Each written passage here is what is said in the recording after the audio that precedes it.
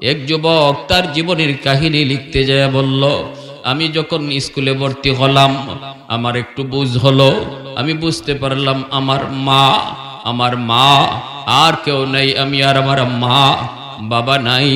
মা আমাকে স্কুলে নিয়ে যান, আমি দেখতে পেলাম আমার মায়ের একটা চোখ নাই, একটা চোখ গর্ত, কিন্তু আমি মাকে কোনোদিন বলি নাই, মা চোখটা তোমার কই গেল। আমার মা আমাকে স্কুলে নিয়ে যান, বিকালে স্কুল থেকে নিয়ে আসেন, কখনো মানুষের বাড়িতে কাম করেন, যা পয়সা পান তা দিয়ে আমার লেখাপড়ার খরচ খাতা কলম মা কিনে দেন।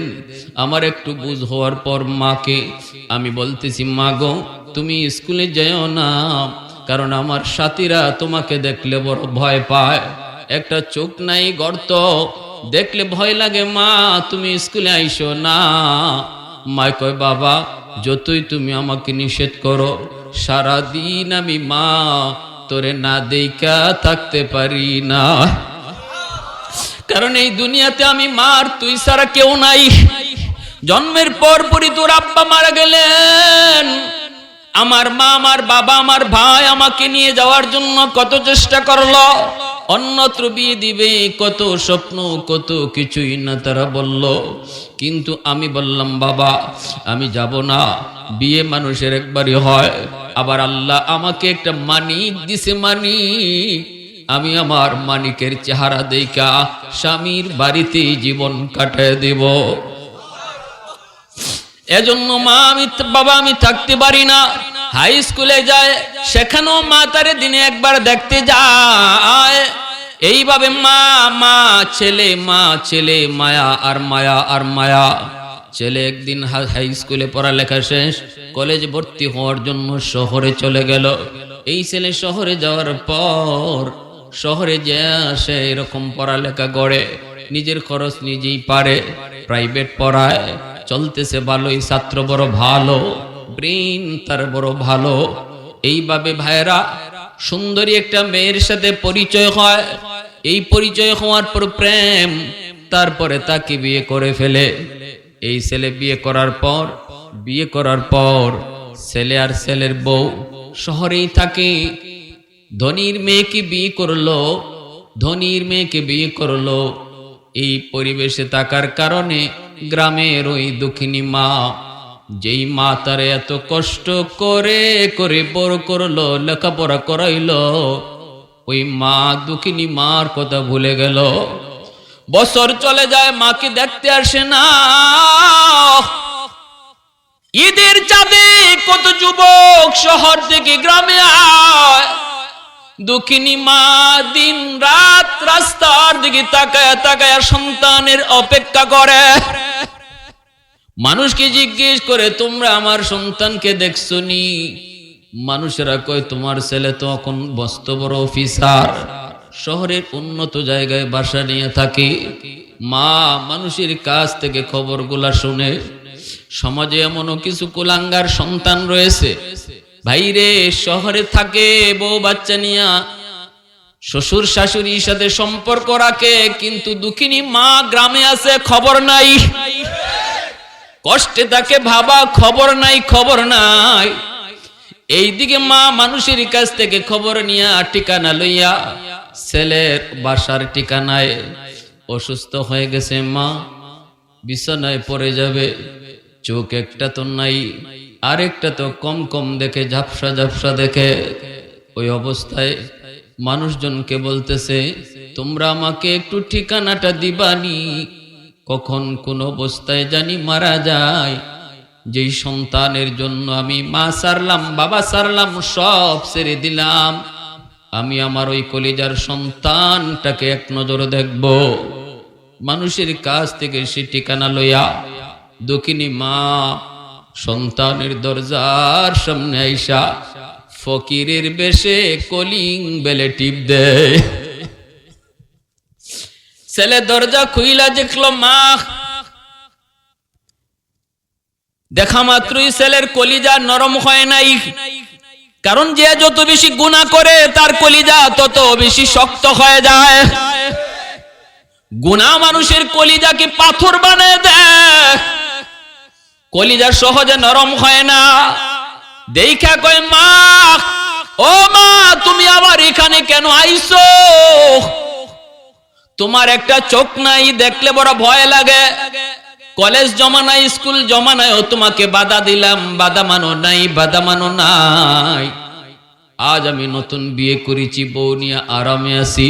আমার বউ যদি তোমাকে দেখে, তোমার ওই চোখটা না তাকায় গর্ত, বউ তো দেখলে ভয় পাবে। তুমি কেন আইছো গো মা? তুমি কি আমার শান্তি চাও না? এই কথাটা বলা মাত্রই দুঃখিনী মা আল্লাহ কইয়া ডাক দিয়া মাটিতে বসে কান্না শুরু করলো। বলতেছে বাজান, আমি ভিক্ষা নিতে আসি নাই, সওয়াল করতে আসি নাই, তোর বাসায় আমি ঢুকতে আসি নাই, একটা নজর তোরে দেখবো, শুধু এই নিয়তে এসেছি। আমার দেখা হয়ে গেছে বাজান, দেখা হয়ে গেছে। সুখে থাকো, শান্তিতে থাকো, বউ নিয়ে আরামে থাকো। আমি মা দোয়া করে গেলাম, বদুয়া দিলাম না, বদুয়া দিলাম না। মনে রাখবা বাবাজিরা, সন্তান অপরাধ করলে, সন্তান মারে বাবারে কষ্ট দিলে, যদি বাপ মা বদুয়া দেয়, এই বদুয়া সরাসরি আল্লাহর দরবারে কবুল হয়ে যায়। সালাসাতুন দাওয়াতুম মুস্তাজাবাতুন লা শাক্কা ফীহ, দাওয়াতুল মাজলুম ওয়া দাওয়াতুল মুসাফির ওয়া দাওয়াতুল ওয়ালিদ আলা ওয়ালাদিহি। নবীজি বলেন, তিন ব্যক্তির দোয়া বদুয়া আল্লাহর দরবারে সরাসরি কবুল। একজন হলো মুসাফিরের দোয়া বদুয়া, দ্বিতীয় হলো মজলুমের দোয়া বদুয়া, তৃতীয় হলো মা বাবার দোয়া বদুয়া। বাপ মা সন্তানের জন্য দোয়া করলে দোয়াও কবুল, বাপ মা সন্তানের জন্য বদুয়া দিলে বদুয়া কবুল। আমার নবী বলেছেন, কোন সন্দেহ আছে? হাজারো আব্দুল কাদের জিলানী আপনার ঘরে দাওয়াত দিয়েছেন, একজন না 1000 আব্দুল কাদের জিলানী আপনার ঘরে দাওয়াত দিয়া খাওয়াইছেন। এরকম 1000 আব্দুল কাদের জিলানী খাওয়ার পর আপনার জন্য হাত উঠাইছে, আর ওই পাশে ভাঙ্গা করে মা হাত বাড়াইছে। আমার রহমতের নবী কয়, 1000 আব্দুল কাদের জিলানীর দোয়া কবুল হবে কি হবে না গ্যারান্টি নাই, কিন্তু ভাঙ্গা ঘরের মার দোয়া কবুল হয়ে যাবে। এমনি ভাবে বাবা হাত উঠাইছে, হাত উঠাইছে। হয়তো বাবা ঠিক মতো নামাজও পড়ে না, কিন্তু এরপরও আমার নবী কয়, ওই বাবার দোয়াটাও আল্লাহর দরবারে কবুল হবে, এর গ্যারান্টি আছে। কারণ মার দোয়া কবুল, বাবার দোয়া কবুল। এই কথাটা বলার ক্ষেত্রে আল্লাহ নবী কথা শর্ত লাগায় নাই যে মা তাহাজ্জুদ গুজার হওয়া লাগবে, বাবা তাহাজ্জুদ গুজার হওয়া লাগবে, মা পাক্কা নামাজি হওয়া লাগবে, এমন কোন শর্তই নবী করেন নাই। শুধু মা হওয়ার কারণে, জন্ম দেওয়ার কারণে, বাবা শুধু জন্ম দেওয়ার কারণে এই মা এই বাবা হাত উঠাইতেই আল্লাহর দরবারে কবুল। এজন্য বলি যুবক, কার কলিজায় আঘাত দিয়া তুমি কারে খুশি করো? কারে ভাত না খাওয়াইয়া তুমি কারে ভাত খাওয়াও? বলো না, তোমার জীবনের উন্নতি, তোমার জীবনের অগ্রগতি, তোমার জীবনের সফলতা, এর মেইন সেই পাওয়ার হাউস হলো মা বাবা। এই মা বাবা তোমার জীবনের পাওয়ার হাউস। এই যে দেখেন এখানে লাইট জ্বলে, এই লাইট আমরা লাগাইলাম, কিন্তু জ্বলবে না যদি পাওয়ার হাউস থেকে লাইন ওকে করা না হয়। ফ্যান লাগাবো, ঘুরবে না যদি পাওয়ার হাউস থেকে লাইন ওকে করা না হয়। প্রতিটা দুনিয়ার সন্তানের জীবনে মা বাবা হলো জীবনের পাওয়ার হাউস। মনে রাখবা কথাটা একটু গুরুত্ব দিয়া। মা বাবা হলো তোমার আমার জীবনের পাওয়ার হাউস। আল্লাহ তোমার আমার জীবনে এমন কিছু লাইট লাগাইয়া দিছে, আল্লাহ তোমার আমার জীবনে এমন কিছু ফ্যান লাগাইয়া দিছে, তোমার আমার জীবনের উন্নতির জন্য আল্লাহ কিছু লাইট লাগায়া দিছে, কিন্তু আল্লাহ জ্বালায়া দেয় নাই, আল্লাহ জ্বালায়া দেয় নাই।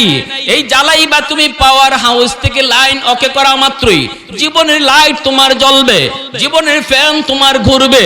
এই পাওয়ার হাউস হলো মা, পাওয়ার হাউস হলো বাবা। যখনই মা বাবারে তুমি খুশি করবা, তোমার জীবনের বাতি আল্লাহ পাক জ্বালায়া দিবে। আর নতুবা শুধু লাইট লাগানো, ফ্যান লাগানো, জীবনের বাতিও ঘুরবে না, ফ্যানও ঘুরবে না।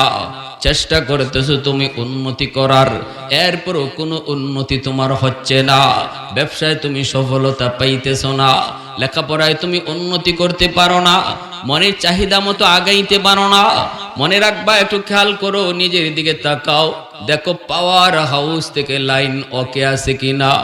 যদি লাইনে দুর্বলতা থাকে রে যুবক, হাতে ধরে বলি, পায়ে ধরে বলি, আগে লাইন ওকে করো, আল্লাহ জীবনের বাতি আল্লাহ জ্বালায় দিবে। এজন্য আমার বাইরে ওই যুবক মাকে এখান থেকে বিদায় করে দিল। দক্ষিণী মা চোখের পানিটা মুইসা মুইসা চলে আসতেছে, বাড়ি পর্যন্ত চলে আসলো। আসা মাত্রই সে বিছানায় পড়ে গেল। এত বড় আঘাত কেমন করে সইবে মা? বিছানায় পড়ে গেল, জীবনের শেষ বিছানায় পড়লো। অসুস্থতা বাড়তেছেই, বেড়েই তো যাচ্ছে। এই দিকে দেখাশোনা করার জন্য তার একজন ভাতিজি, তার একজন বোনের মেয়ে এখানে আইসা হাজির হয়েছে সেবা শুশ্রূষা করার জন্য। এই দিকে যুবক কিছুদিন পর সে বলতেছে, আমার পাশের গ্রামে একটা অনুষ্ঠান, ওই অনুষ্ঠানে তারা আমাকে চিফ গেস্ট করেছে, প্রধান অতিথি করেছে। আমি ওই অনুষ্ঠানে যোগ দিয়েছি। যোগ দেওয়ার পর, অনুষ্ঠান শেষ হওয়ার পর মনে মনে ভাবলাম, পাশের গ্রামটাই তো আমার গ্রাম। এই তো দেখা যায় আইরল, এই আইরল গ্রামটাই তো আমার গ্রাম। মারে একটু দেখে যাই। পাশেই যখন আসলাম, মাকে একটু দেখে যাই। আইসা দেখে ঘর একদম নীরব, দরজা লাগানো, শুনশান নীরবতা, আওয়াজ নেই। দরজার পাশে এসে ডাক দেয়, মা।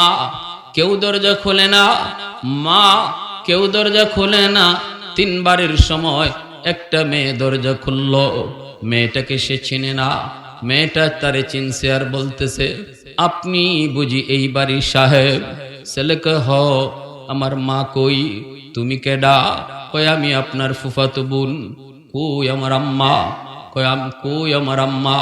তখন মেয়েটা চোখের পানি মুছে আর কয়, ভাইয়া গতকাল আমার ফুফি ইন্তেকাল করছে। যাবার সময় তোমার কথা কান্না করে করে বলছে, আমাকে একটা নজর দেখাইবানি, একটা নজর আমার সন্তানরে তোমরা দেখাইবানি। আর আমার হাতে একটা চিঠি দিয়ে গেছে, বলছে কোনদিন যদি তুমি বাড়িতে আসো মার খবর নিতে, এই চিঠিটা যেন তোমার হাতে দেই। নেও চিঠি, নেও মায়ের চিঠি। যুবক বলতেছে, আমি চিঠিটা হাতে নিলাম। চিঠিটা কইলা দেখি মার হাতের লেখা। মায় লিখতেছে, বাজার কোন দিন তুমি মার খবর নিতে আসবা, জানি না কোন দিন মাকে দেখতে আসবা। কিন্তু বাজার মৃত্যুর আগে মা একটা কথা চিঠির মাধ্যমে তোমাকে জানায় গেলাম, মার একটা চোখ ছিল না বিদায় তুমি ঘৃণা করতা, কাছে যাইতে নিষেধ করতা। চোখ ছিল না বিদায় বাসায় ঢুকতে দিলা না, চোখ নাই বিদায় বাসায় ঢুকতে দিলা না। বউ সেটা মেনে নিবে না। কিন্তু জানোনি, একদিনও তোমার জিগাও নাই মা তোমার চোখটা কই গেল? একদিনও বলো না, একদিনও বলো নাই। আজকে চিঠির মাধ্যমে জানা গেলাম 7 বছর বয়সে তোমার টাইফয়েড জ্বর হয়েছিল। ডাক্তার বলেছে তোমার একটা চোখ নষ্ট হয়ে গেছে। এই চোখটা উঠাইয়া যদি আর একটা চোখ বসানো না হয়, তোমার দুটো চোখ নষ্ট হয়ে যাবে। ওই দিন আমি মা বলেছিলাম, ডাক্তার আমার চোখটা নিয়ে যাও, একটা না আমি মার দুটা চোখ নিয়ে যাও, তবু আমার সন্তানের চোখ বাঁচাও। মা নিজের চোখটা তোমাকে দিয়ে তোমার চোখ বাঁচাইছিলাম। এই কথা যখন চিঠির মাধ্যমে যুবক পড়ল, হাও মাও করে কাঁদতে শুরু করলো, নিজের ভুল বুঝতে পারলো। কিন্তু বায়রা বন্ধুরা বলতেছিলাম, এজন্য আমার নবী রহমতের নবী কয়, মনে রাখো মার সাথে বাবার সাথে দুনিয়াতে যে যেমন আচরণ করবা, তোমার মরণের আগে আগে এমন শাস্তিটা আল্লাহ দুনিয়াতে তোমারে নগদ পাওয়াইয়া দিব। একমাত্র কঠিন শাস্তি কবিরা গুনাহ, যেটা আল্লাহ দুনিয়াতে নগদ দেয়। নগদ কিছু শাস্তি আল্লাহ দুনিয়াতে দেয়, এর ভিতরে একটা নগদ শাস্তি হলো ইল্লা উকুকুল ওয়ালিদাইন ফাইন্নাহু ইউআজ্জালু লিসাহিবিহি ক্বাবলাল মামাত। নবীজি বলেন, মাকে বাবাকে যারা কষ্ট দেয় তাদের শাস্তিটা আল্লাহ পাক মরণের আগে আগে দুনিয়াতে নগদ দেয়। নগদ এটা আল্লাহ সইতে পারে না, সইতে পারে না। এজন্যই ভাইরা বন্ধুরা, আমার নবী রহমতের নবী ওই যুবককে বলেন, যুবক শোনো শোনো, এক নম্বর আমল হলো বেশি বেশি করে এই দোয়াটা পড়বা, রব্বির হামহুমা কামা রব্বায়ানি সগীরা। দুই নম্বরে নবী বলেন, ওয়াল ইস্তিগফারু লাহুমা, তাদের জন্য বেশি বেশি করে দান সৎকা করবা। যখনই সুযোগ হয় মসজিদ মাদ্রাসায় ওয়াজ মাহফিলে বলো, গরিব মিসকিন অসহায় মানুষকে বলো, মা বাবার কথা ইয়াদ করে তাদের কাছে জন্য দোয়া করবা, দান সৎকা কইরা দোয়া করবা। ভাইরা বন্ধুরা মনে রাখবা, সন্তানের দান মার জন্য বাবার জন্য কেমন কাজে লাগে। জুনাইদ বাগদাদি স্বপ্নে দেখেন একজন মানুষ জাহান্নামী চেহারার জুনাইদ বাগদাদির কাছে আইসা কান্দে। জুনাইদ বাগদাদি কয়, কে গো ভাই, কে তুমি এইভাবে কান্না করো, কি তোমার পরিচয়? কয়, হুজুর আপনার বাড়ি অমুক জায়গায় না বাগদাদ? বলে হ। কয়, আমিও বাগদাদেরই মানুষ, বহু আগে আমার ইন্তেকাল হয়েছে, কবরে আমি জাহান্নামের আগুনে জ্বলতেছি। আজ বছরের পর বছর জাহান্নামের আগুনে জ্বলতেছি। আল্লাহ আমারে জিগাইছে, তোর দুনিয়াতে কোনো সন্তান আসেনি? আমি কইছি, মালিক একটা মেয়ে সন্তান রেখে আসছি। আল্লাহ কয়, মেয়েটাই একবারও তোর জন্য হাত উঠাইয়া দোয়া করে নাই, একটা বারও তোর জন্য হাত উঠাইয়া দোয়া করে নাই। কেমন মায়া রাইখা আইছো, কেমন পোলা রাইখা আইছো। আমি আল্লাহ জানাইলাম, ওই মেয়েটা যদি একবারও তোর জন্য হাত উঠায়, আমি আল্লাহ তোর কবরের আযাব মাফ কইরা দিব। লোকটাই জুনাইদ বাগদাদির কাছে কান্দে আর কয়, হুজুর আমি আপনার কাছে একটু সাহায্যের জন্য এসেছি, যদি আপনি আমার মেয়েটারে এই খবরটা একটু দিতেন, যদি সে আমার নামে দান করে অথবা দোয়া করে, আল্লাহ এই উসিলায় কবরের আযাব আল্লাহ মাফ করে দিবে। জুনাইদ বাগদাদি লোকটার ঠিকানা লইয়া সকালবেলা ঘুম থেকে উঠা ওই মেয়েটার সন্ধানে বের হলেন। মানুষেরা কয়, হুজুর মেয়েটার চরিত্র বড় খারাপ, এই মেয়ের কাছে আপনি কেন যাবেন? জুনাইদ বাগদাদি কয়, আমার কাজ আছে রে বাবা, আমার কাজ, আমার জটিল সমস্যা একটু কও, যত খারাপ মেয়ে হোক আমার যাওয়াই লাগবে। মানুষেরা কই, হুজুর নদীর ঘাটে গোসল করে। জুনাইদ বাগদাদি নদীর ঘাটে আইসেই তিনি দাঁড়া আছেন, জগৎ বিখ্যাত আল্লাহর ওলি, জগৎ বিখ্যাত আল্লাহর ওলি নদীর ঘাটে দাঁড়ায় আছেন। মেয়েটা গোসল কইরা পারে ওইটা কয়, মৌলবি তুমি কেন দাঁড়ায় আছো? জুনাইদ বাগদাদি কয়, মারি আমি একটা খবর দেওয়ার জন্য দাঁড়ায় আছি। কার খবর? কয়, তোমার আব্বার খবর। মেয়েটা পাপ করে করে গুনাহ করে করে কলিজা এত শক্ত, মরণের কথা তার ইয়াদ নাই, কবরে যাওয়া লাগবে তাও ভুলে গেছে। কয়, আমার বাপ তো কত আগে মইরা কবরে ফচ্চা গেছে, মা বাবার আবার কে খবর? জুনাইদ বাগদাদি কয়, মা আজ রাত স্বপ্ন যুগে তোমার বাবা আমার সাথে সাক্ষাৎ করেছে, জাহান্নামী চেহারা, আগুনে জ্বলে জ্বলে কয়লার মতো হয়ে গেছে, একটা সাহায্যের জন্য এসেছে। গো মা, আল্লাহ নাকি তারে বলছে, তুমি যদি তার জন্য দান সৎকা করো অথবা হাত উঠাও, একটু আল্লাহর কাছে তার জন্য চাও, আল্লাহ তোমার এই চাওয়ার উসিলায় তার আযাব আল্লাহ বন্ধ করে দিবে। এই কথাটা বলার পরও মেয়েটার দিল নরম হয় নাই, নরম হয় না, নরম হয় না। কয় তাই নাকি? পানি থেকে এক মুঠ পানি লইয়া জুনাইদ বাগদাদি দিকে এইভাবে পানিতে ঢিল মারলো, মজাক করিলা, ঠাট্টা কইরা পানিতে ঢিল মারা কই নেও, এইটুকু পানি আমার বাপের মাগফিরাতের জন্য দান করলাম। জুনাইদ বাগদাদির শরীরের মধ্যে পানিটা লাগে নাই, ইনি আস্তে করে বডিটা সরায় নিছেন, পানিটা মাটিতেই পড়লো।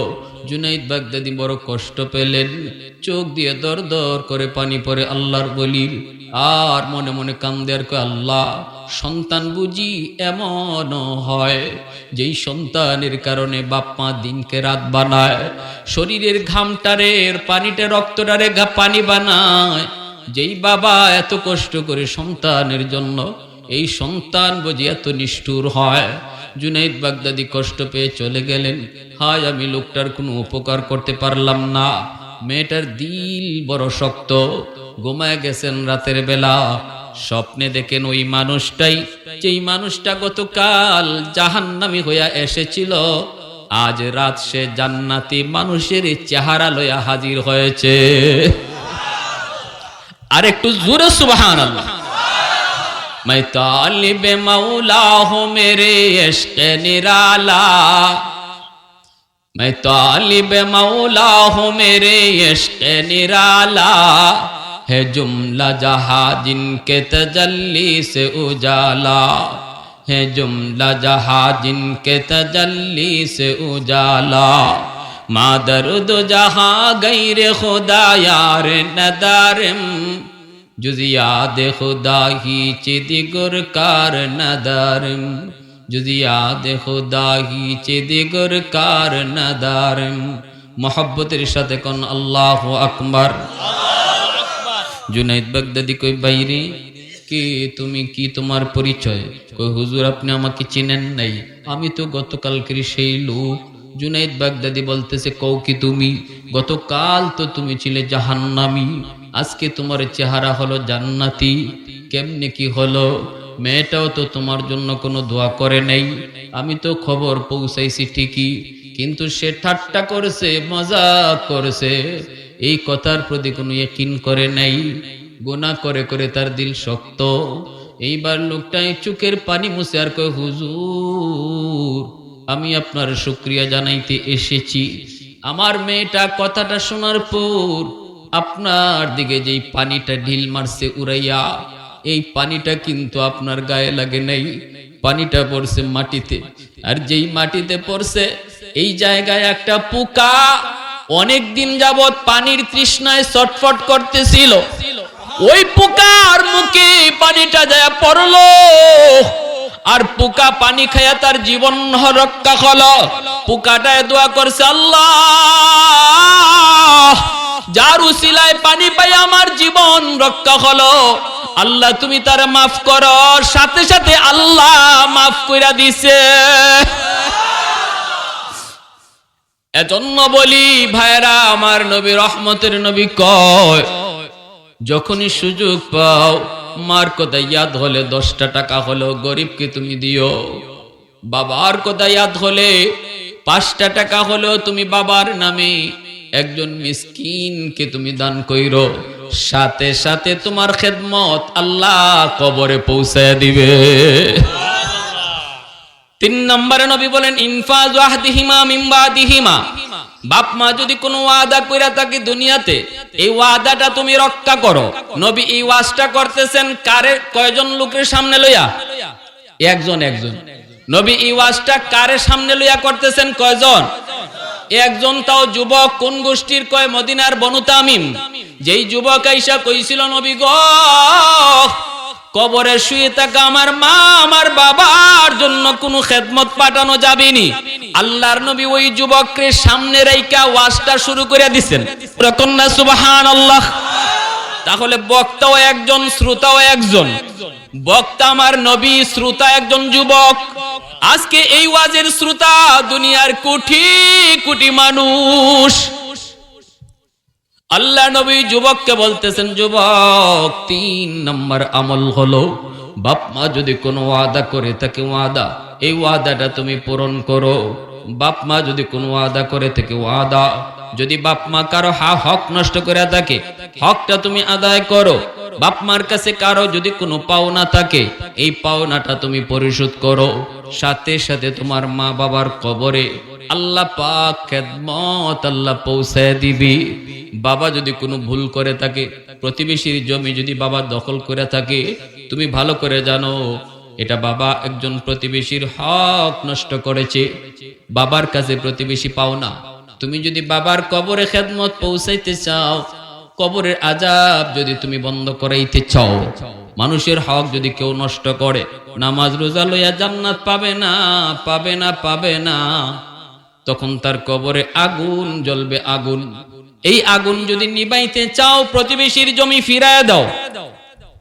তোমার বাবা যদি তোমার কোনো চাচার হক নষ্ট করে থাকে, চাচার কোনো পাওনা থাকে, তুমি এই পাওনা পরিশোধ করো, নয় বাবার কবরে আগুন নিববে না।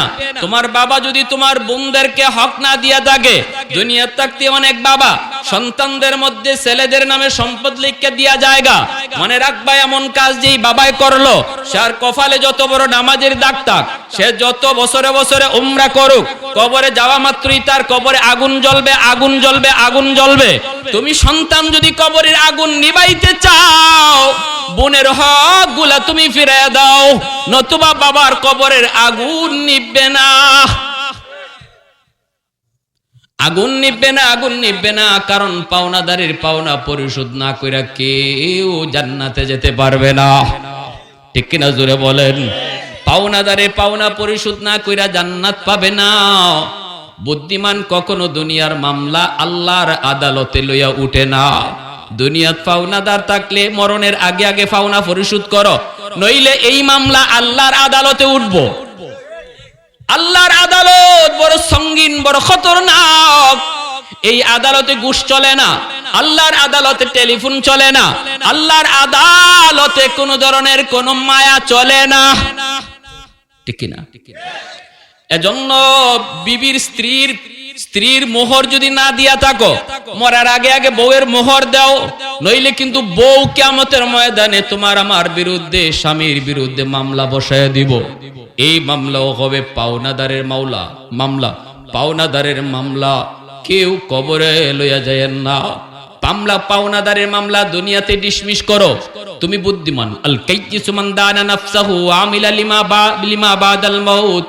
বুদ্ধিমান তো সে যে দুনিয়ার মামলা দুনিয়াতে ডিসমিস করে, আখিরাতকেই সবচেয়ে বড় মনে করে, ওই জায়গায় আল্লাহর আদালতে ধরা খাইতে চায় না।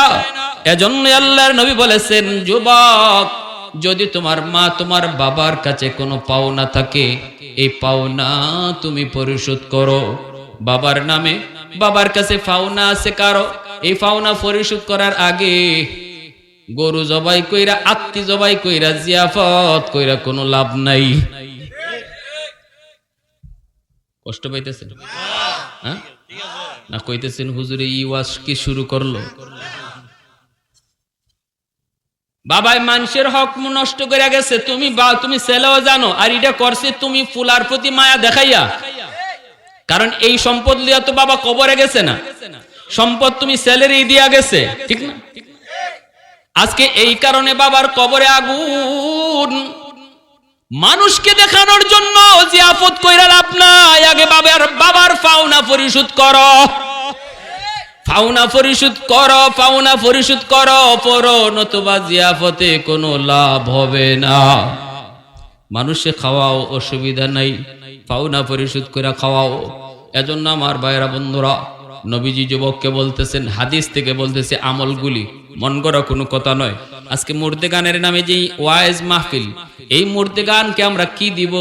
হাদিস থেকে বলতেছে, আমার নবী বলেন, 1 নম্বর দোয়া, 2 নম্বর তাদের নামে দান সদকা, 3 নম্বর হলো তাদের পাওনা পরিশোধ করা, 4 নম্বর নবী বলেন সিলাতুর রাহমিল্লাতি লা তুসালু ইল্লা বিহিমা। নবী বলেন, তোমার মা দুনিয়াতে নাই।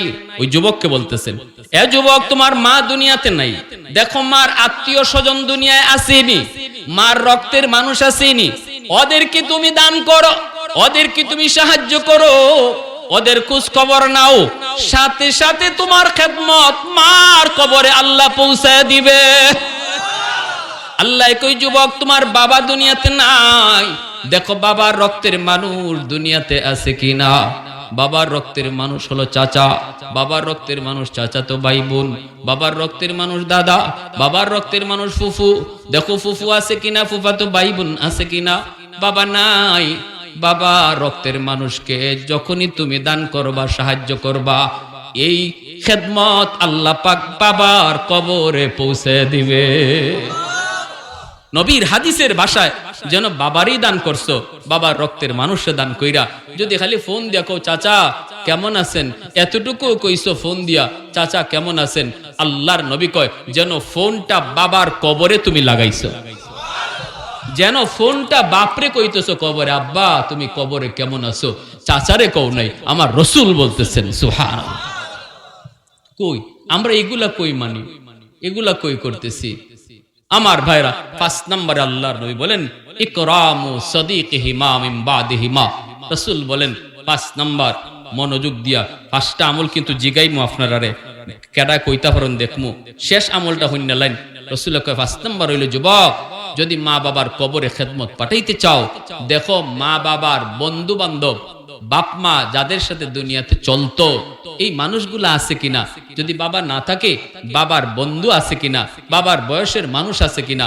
যদি ওই বাবার বয়সের মানুষটারে তুমি সম্মান করো, বাবার বয়সের মানুষটারে তুমি খেদমত করো, তাহলে তোমার বাবার কবরে আল্লাহ খেদমত পৌঁছে দিবে। বাবার বয়সের মানুষের সাথে বেয়াদবি কইরা বাবারে তুমি খুশি করবা, অসম্ভব। বাবার বয়সের মানুষে খুশি করছো, নবী কয় যেন কবরে বাবাকেই তুমি খুশি করছো। বাবার বন্ধুকে পাইছো আর বলতেছো চাচা এক কাপ চা খায় যান। কত আব্বার সাথে আপনাকে দেখেছি, একটা কাপ চা খায় যান। আব্বা থাকলে তো বাড়িতে আসতেন, চাচা একটা পান খায় যান। এই বইলা চাচারে যদি তুমি একটা চা খাওয়াও, এই চাচাই তোমার বাবার বন্ধু ছিল। নবী কয় চাচারে খাওয়াইছো না, কবরে বাবারে তুমি খাওয়াইছো। মা দুনিয়াতে নাই, কিন্তু মা যেই মহিলাদের সাথে চলতো, যেই মহিলারা তোমার আম্মার কাছে বেশি বেশি আসতো, তাদের একটু খোঁজ খবর নাও, তাদের একটু তালাশ করো, তাদের বাড়িতে যাও, ঈদের সময় 500 টাকা দাও। নবী কয় না না, ওই মহিলাকে না, বান্ধবীকে না, যেন কবরেই তুমি মাকে 500 টাকা দিয়া দিছো। এই খেদমতটা আল্লাহ মার কবরে পৌঁছে দিবে, মার কবরে পৌঁছে দিবে। আমার নবীর হাদিস থেকে 5টা আমল বললাম, বলুন তো মানা কঠিন নাকি সহজ? হ্যাঁ, 1 নম্বর দোয়া, 1 নম্বর নামাজ। নামাজের বাইরে যখনই মনে পড়বে বাপ মার কথা, আরবি না পারেন, আল্লাহ আমার আম্মারে তুমি মাফ করে দিও। আরে ভাই, তুমি যদি এই অবস্থায় বাজারে যাওয়ার পথেও থাকো, মনে মনে খালি কইছো কবরটা দেখিয়া, আল্লাহ ওই যে কবরটা দেখা যায়, আল্লাহ আমার আব্বারে মাফ করে দিও, সাথে সাথে আল্লাহ পাকের কুদরতি দিল খুশি হয়ে যায়, আল্লাহর কুদরতি কলজা খুশি হয়ে যায়। 2 নম্বর দান সদকা করবা মা বাবার নামে। 3 নম্বর তাদের কোনো ফাওনা থাকলে ফাওনা পরিশোধ করবা। মানুষ যদি তাদের কাছে কোনো ফাওনা থাকে, সাবধান, এটা কিন্তু খুব জরুরি বিষয়, ইম্পর্টেন্ট বিষয়। বাপ মার ফাওনা, সন্তান তুমি যদি আদর্শ সন্তান হতে চাও, ফাওনা পরিশোধ করো। 4 নম্বর তাদের আত্মীয় স্বজনের খোঁজ খবর রাখো। আমরা তো এমন এক সমাজে বসবাস করি, আমি যদি বড় লোক হই, শিল্পপতি হই, তাইলে চাচা তো বাইর পরিচয় দিতে চাই না। শাস্তলি ভাই যদি গরিব হয়, এর পরিচয় দিতে চায় না, অথচ এই বাপের নামে হে কোটি কোটি টাকার গরু আর আত্মীয় জবাই করে মানুষে খাওয়াইতেছে। এই হইলো মানুষে দেখানি, ফুটানি, ঠিক কিনা? ফুটানি। যা বলতেছে আমি হাদিস থেকে বলতেছি, এগুলা কোনো চাপাবাজি না, মন গড়া কোনো কথা না। আমার ভাইয়ের জন্য বলি, সাবধান, মা বাবার আত্মীয় স্বজনের খবর নাও, একটা ডায়েরি করো। এখন তো সহজ সময়, মোবাইলের দিন, খবর নিতে বাড়ি যাওয়া লাগবে না। ডায়েরির মধ্যে আত্মীয় স্বজনের, বাবার আত্মীয় স্বজনের নাম লিখো, উপরে লিখে রাখো সপ্তাহে 1 দিন আমি তাদেরকে ফোন দিয়ে খবর নিব, ঠিক কিনা? মার আত্মীয় স্বজনের ডায়েরি করো, ডায়েরি কইরা নাম্বার লেখো, মোবাইল নাম্বার উপরে লিখে রাখো, 15 দিনে একবার ফোন দিব। তারপরে 15 দিন পর ডায়েরিটা লইয়া প্রত্যেকটা নাম্বার দেখে দেখে ফোন দিতেছে। আমার রসুল কয় প্রতিটা ফোন তোমার মার কবরে যাইতেছে, প্রতিটা ফোন বাবার কবরে যাইতেছে। সুবহানাল্লাহি ওয়া বিহামদিহি সুবহানাল্লাহিল আযীম। আর তাদের বন্ধু বান্ধব সমবয়সের মানুষ পাইলে পরে সাবধান যুবক, যখনই বাবা দেখবা দুনিয়াতে নাই, বাবা মারা গেছে কিন্তু বাবার বয়সের একটা মানুষ দেখছো, আদবের সাথে সালামটা দিও, আদবের সাথে সালামটা দিও। ফাললে চাচা এক কাপ চা খাইবেন, মনে রাখো আমার রসুল কইতেছেন এই খেদমতটা তোমার আব্বার কবরে আল্লাহ পৌঁছে দিবে। আল্লাহ আমাদেরকে বুঝার আমল করার তৌফিক আল্লাহ দান করুন। সবাই বলি আমিন।